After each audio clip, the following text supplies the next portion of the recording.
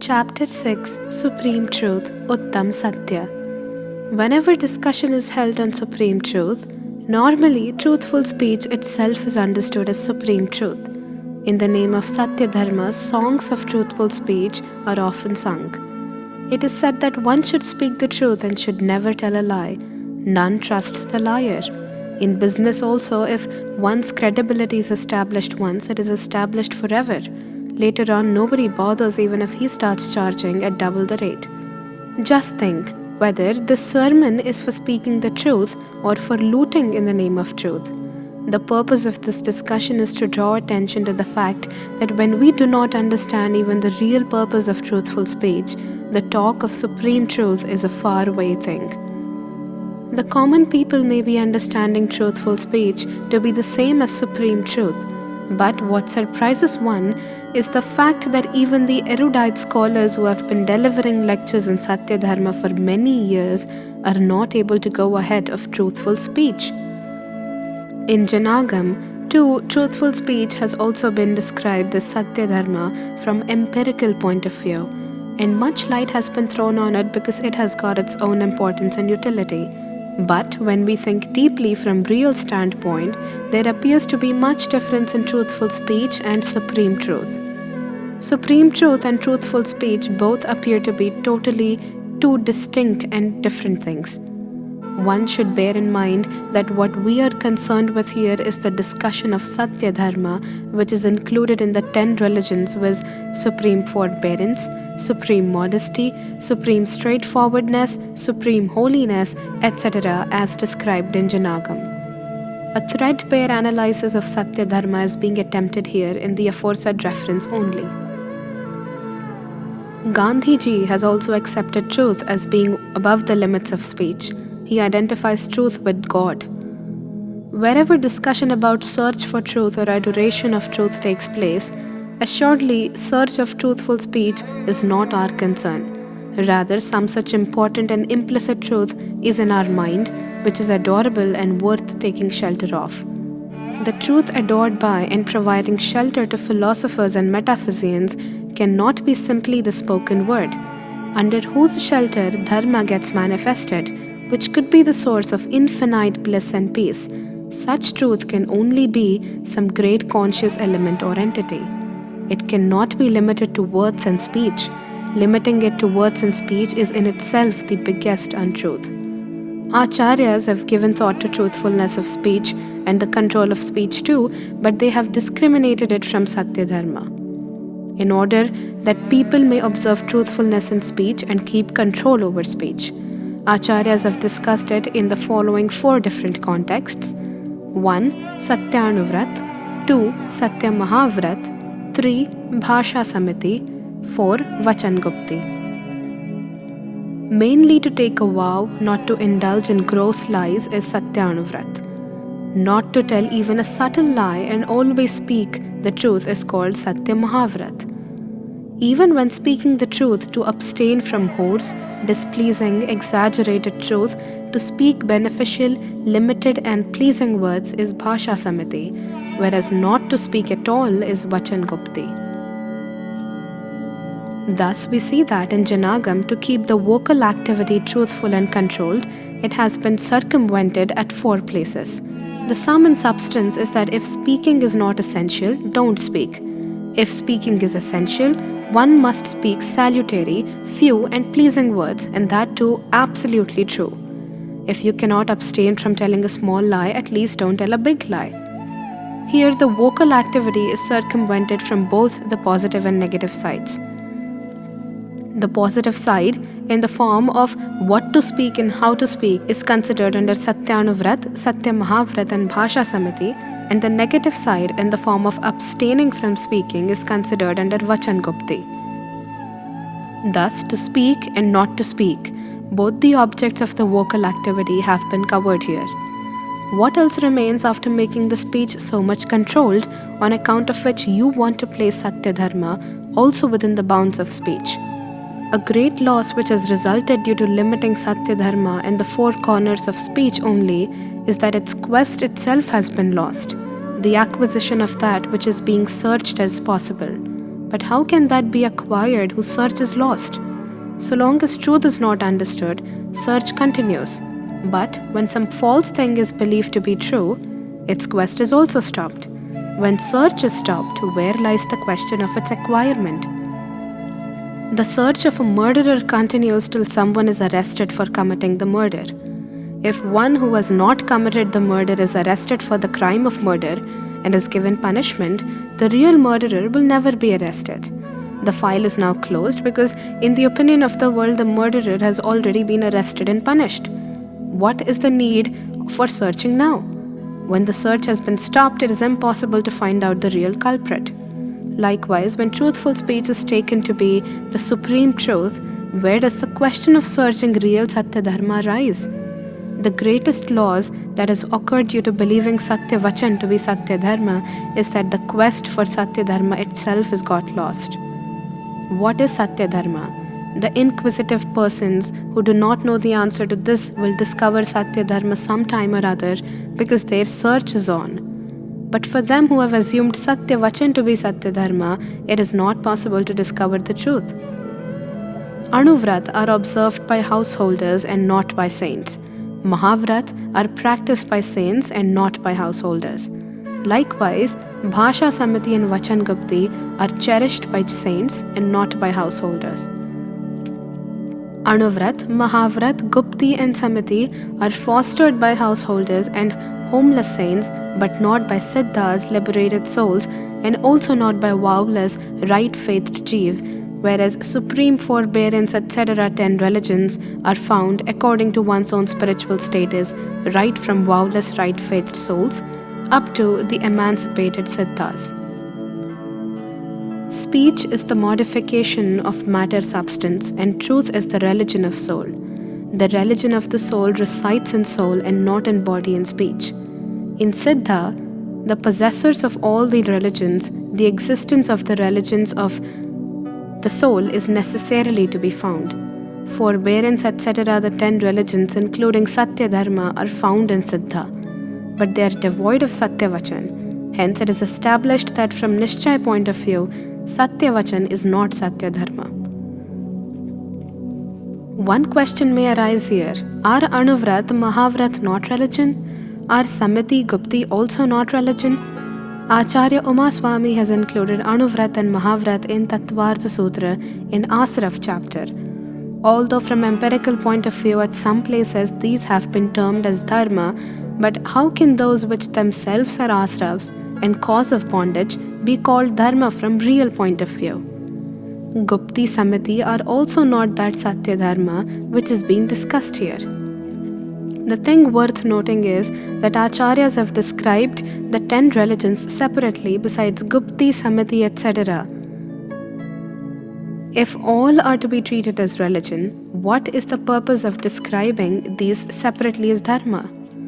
From whatever point of view these have been separately mentioned as dharma, from the same point of view, I would like to say that all of them are not any of the religion out of these 10 religions, or one can say those are not that Satya Dharma which is being discussed here.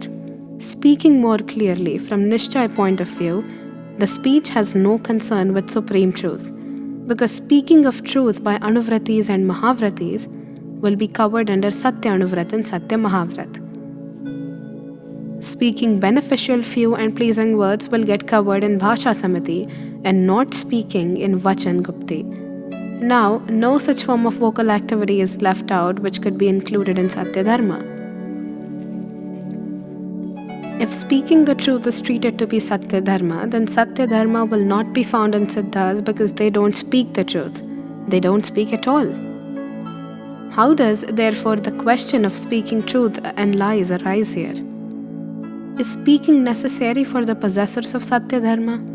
Can the person who observes silence throughout his life not be treated as the possessor of Satya Dharma?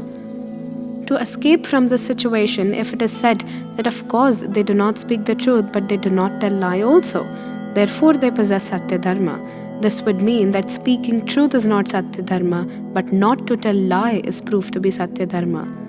But this argument is also not logical, because if not telling lie is treated to be Satya Dharma, then the one-sensed living beings who are without vocal activity shall have to be treated as the possessors of Satya Dharma, for they also never tell lies. When they are not endowed with the power of speaking, where does the question of telling lies arise? Thus, we see that neither speaking truth is Satya Dharma nor not telling lies. It is therefore quite obvious that Satya Dharma, which is being discussed here, neither consists in speaking the truth nor in speaking beneficial, few, and pleasing words. It also does not consist in keeping mum, which amounts to negation of speaking, because all these are the characteristics of the vocal activity, and Satya Dharma, with which we are concerned here, is the religion of the soul. The true religions do not disappear after their perfect manifestation. Supreme forbearance, etc. religions exist in Siddha, state of the soul, but Anuvrat and Mahavrat are found in the particular worldly state only. They may be the religions of that state only, but not of the soul. A householder takes oath by observing Anuvrat, but when the same householder accepts Muni Dharma, the life of an ascetic, he takes oath to observe Mahavrat. Anuvrat are then left out automatically. How can that be religion which falls off? Anuvrat, Mahavrat, Gupti, Samiti, all these are temporary halting places, not the destination, neither achievable nor the final aim. The final aim is the state of Siddha, and supreme forbearance, etc. religions existing in that state too are the real religions of the soul. Now, we have to comprehend that Satya Dharma, which is not found in all wrong-faithed souls, of the 4 channels of embodied existence from one-sensed creatures up to 5-sensed living beings, but which is found in all right-faithed souls as per their level of spiritual rise, right from vowless right-faithed embodied souls up to Siddhas. Sat is the intrinsic property of a substance. Soul is also a substance, hence it is Sat Swabhavi, characterized by Sat. The tranquil attachmentless modification, which is manifested in the soul by taking shelter of Sat Swabhavi Atma, is called Satya Dharma from Nishchay point of view. The word Uttam, prefixed with Satya, indicates the absence of wrong belief and the presence of right belief. The acquirement of right belief is impossible without the annihilation of wrong belief. So long as this Jeev does not understand the true nature of a substance, particularly that of the soul substance, the attainment of Satya Dharma is not at all possible. The question of the development and enrichment of a thing does not arise if it has not even been generated. Without self-realization, right comprehension of the soul substance is not possible. For the annihilation of wrong belief and acquirement of right belief, only true knowledge of the essential non-self elements is necessary. But as regards the self, its realization and knowledge both are essential. Without self-realization, right knowledge of the self is not possible. Uttam Satya means passionlessness along with right belief and right knowledge. Speaking the truth is not at all Satya Dharma from Nishchay point of view. Simply knowing the truth and believing the truth are also not real Satya Dharma, because simply knowing and believing are respectively the modifications of knowledge and belief attributes, whereas Satya Dharma is the modification of conduct attribute, that is one of its phases. Supreme forbearance, etc. 10 religions are nothing but different aspects of Charitra itself. This point has already been explained in detail in the chapter of general discussion about 10 religions. Hence, let alone the talk of truthful speech, right belief and right knowledge too are not Satya Dharma, but the state of passionlessness emerging in conjunction with right belief and right knowledge is assuredly supreme truth from Nishchay point of view. Niyam is the name of conduct. Elucidating Niyam, Acharya Kunda writes in Niyamsar, Suha asuha vayana rayanam, rayadi bhava varanam kitcha, appanam jo jayadi, tassadu niyamam have niyama. He who, avoiding good and bad forms of speech and impure thoughts, such as attachment, etc., engrosses in the self-soul, achieves niyam undoubtedly. Here too, religion in the form of conduct is stated to be the avoidance of vocal activity and passionate thoughts, etc. Satya Dharma is also an aspect of conduct, therefore, it should be in the form of avoidance of speech and passionate feelings. Sat means that which exists. To know, believe a substance in the form in which it exists is the right belief. To describe it as it is the true speech, and the manifestation of passionlessness in conjunction with the right knowledge and belief about the nature of the self is Satya Dharma. The existence of Asat is a relative aspect. From Jeev's point of view, a Jeev is Asat, and from a Jeev's point of view, Jeev is Asat. Because a substance from its Swachatushtai point of view is Sat, and from Parachatushtai point of view is Asat. As a matter of fact, whatever is there in the universe, all that is Sat. But people say, in the world the kingdom of falsehood alone is seen, truth appears nowhere.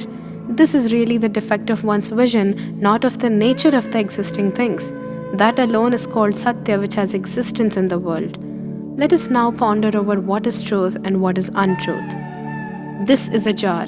This statement indicates three types of existences.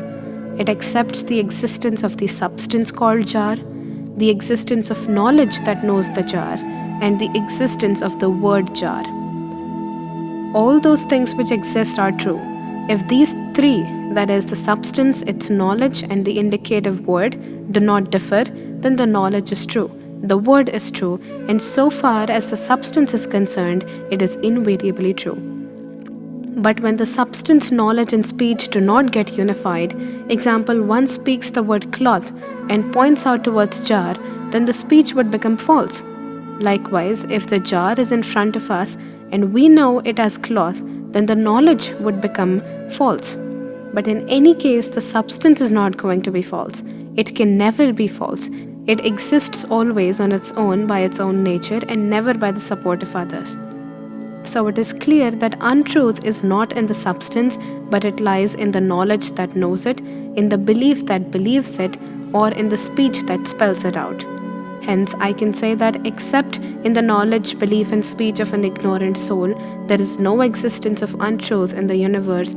Everywhere there is the kingdom of truth only. As a matter of fact, the world is not yellow, but because we are affected by jaundice, the world appears to be yellow. Similarly, in the world there is no existence of untruth, but untruth has entered our vision so deeply that it appears in the universe. The word is not to be reformed. We have to reform our own vision and knowledge. The truth is not to be newly generated. Satya is already there. Whatever exists in true form only. Only it is to be known and believed correctly. Knowing and believing correctly is itself the acquisition of truth. And to achieve the state of passionlessness by acquiring the truth of the soul and overpowering attachment aversion is Satya Dharma. If I utter the word cloth to denote cloth, it is truth. But if I use the word jar to denote cloth, then it is untruth. By my telling jar, the cloth will not become jar. It will remain cloth. Where did the lie enter into the substance? Lie has entered into the speech. Likewise, if the cloth is known as jar, then the knowledge would become false but not the substance. Where lies the fault of cloth if I believe, proclaim, and know cloth is jar? The error lies in my knowledge or utterance. Mistake always happens in the knowledge or speech, not in the substance. The mistake should be corrected there where it lies. What is the advantage in trying uselessly to correct it where it does not lie? The spot is on the face, but it appears in the mirror. If someone cleans the mirror, the spot will not be removed. Rather, by cleaning the mirror, the spot will be seen more clearly. To remove the spot, the face should be washed. People go close to the photographer and say, "Please snap a beautiful photograph of mine." But gentleman, says the photographer, the photograph will be good or bad according to your face. How could it become more beautiful? You want me to snap a photograph or a beautiful photograph? If your face is not beautiful, how could the photograph be beautiful? As a matter of fact, a thing in its reality is beautiful. But where does the world believe this? If someone has got only one eye, and if in the photograph both the eyes are shown, will the photograph become beautiful? It may be called beautiful, but it will not be a real one. According to me, a thing in its natural form alone is beautiful. Satya is the name of knowing the thing exactly the same as it is. Satya is not the name of knowing it good or bad. Making division of good or bad in the substance is the function of attachment aversion. The function of knowledge is to know the thing as it is. We forget a thing after keeping it somewhere safely, and then say that the particular thing is lost. But what is the reality? The thing is lost or its knowledge is lost. The thing is still lying there where it was kept. Not the thing, but its knowledge is to be searched out. Untruth is either in the utterance or in the knowledge, not in the substance. There is no existence of untruth in the substance. The substance cannot be made identical to our knowledge and speech, nor is there any need to make it so. What is necessary is to make our knowledge and speech congruous to the nature of the substance. When the knowledge and speech become identical to the substance, those will also be true. When the soul acquires the passionless modification by taking shelter of its own self, it will be enriched by the wealth of Satya Dharma. The extent of enrichment by Satya Dharma will depend on the degree of self-realization. For truthfulness of speech, one will have to make one's speech identical to the nature of the substance. For speaking the truth, one should know the truth. How can the truth be spoken without knowing it? To many people, this seems to be very easy, because according to them, truth is nothing but stating what is seen, known, and heard. On this very basis, they say that it is easy to speak the truth and it is difficult to tell a lie. For telling a lie, planning is necessary. All the persons in the house have got to be trained to ensure that the lie may not get disclosed. To support one lie, thousands of lies have got to be told. Even then, the doubt of its getting disclosed persists. If you want to tell a lie, tell anything. But for speaking the truth, a great responsibility comes on your shoulder. The truth cannot be spoken without thinking. Hence, before speaking the truth, it is essential to know the truth. This becomes more important in the purposeful elements, though even a lie told about worldly affairs is also the cause of inauspicious bondage, yet the lie about the essential purposeful elements is a much greater sin. It causes infinite transmigration and is extremely harmful to the self and to others. Therefore, if the right knowledge of the nature of the substances is not attained, it is better not to speak but to keep mum, instead of uttering without thinking.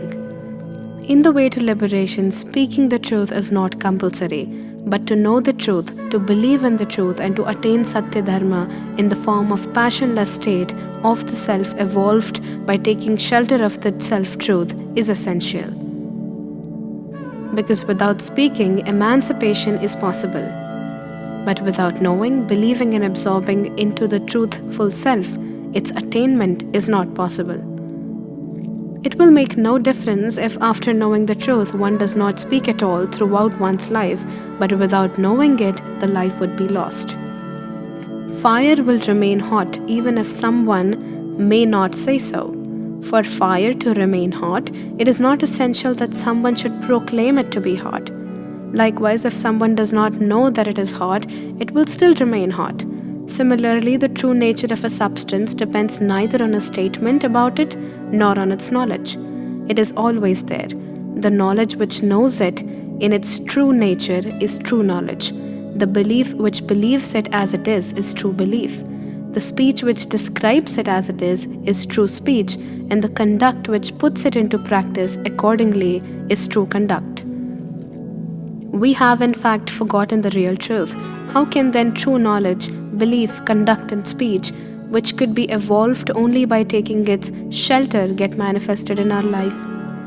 The eternal inner self, having knowledge and bliss as its basic quality, is the ultimate truth. The knowledge, belief, and its passionless conduct based on it is the religion of supreme truth. The present age is the age of compromise. In over-enthusiasm, some people talk of compromise even in the matter of fundamental reality of substances. But what is necessary is the understanding of the true nature of the substance, not of making compromise. Where is the room for making compromise about the nature of the substance, and who are we to make compromise about it? In the state of compromise, both the parties have to bow down. The basis of compromise is not truth, but the strength one possesses. In a compromise, the point of view of a powerful person prevails and not that of a truthful one. How is the fire, cold or hot? This may be worth knowing, but where lies the point of compromise in it? Moreover, when and where is your compromise acceptable to the true nature of the substance? Dharma is the name of correct understanding about the nature of the substance. Truth needs no compromise. The need is to understand it as it is. Truth and peace are attainable by understanding them, not by any type of compromise. In this miracle-loving world, who bothers about the truth? Who has the urge for attaining it? Who cares to assess its value? The world salutes them who show some miracle. For the glorifiers of untruth, the attainment of truth is not only difficult, but rather impossible. Satya is attained only by them who have deep interest in it, know its significance, and have enthusiasm for its attainment. It is impossible that one in whom deep desire to attain the truth is awakened, is convinced about its supremacy, is intensely devoted to achieve it, and makes introverted endeavor for achieving it, may not be able to achieve it. I now take repose with the divine spirit that all people be endowed with Satya Dharma in the form of passionless modification under the shelter of the eternal true nature of the Self-Soul.